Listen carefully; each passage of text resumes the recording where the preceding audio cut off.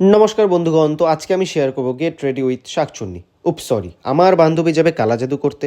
আরে বেহেন, তু তো হ্যাঁ হি কালা জাদু, কালমুখী কোথাকার। তো কেউ আসল রূপ দেখে ফেলার আগে মুখে একটু শান্তির জল ছিটিয়ে নিলাম। সরি বন্ধুরা, ও একটু মাথা থেকে কমজোর আছে, তোমরা কিছু মনে করো না।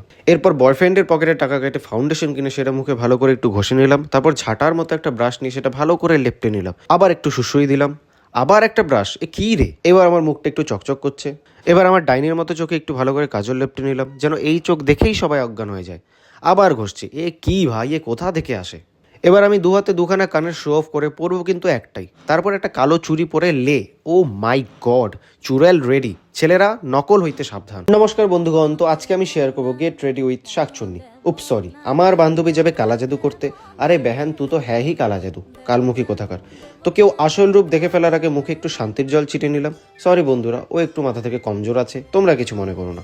এরপর বয়ফ্রেন্ডের পকেটে টাকা কেটে ফাউন্ডেশন কিনে সেটা মুখে ভালো করে একটু ঘষে নিলাম। তারপর ঝাঁটার মতো একটা ব্রাশ নিয়ে সেটা ভালো করে লেপটে নিলাম। আবার একটু সুসুই দিলাম।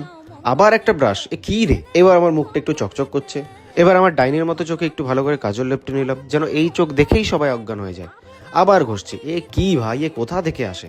এবার আমি দু হাতে দুখানা কানের শো অফ করে পরবো কিন্তু একটাই, তারপর একটা কালো চুড়ি পরে লে।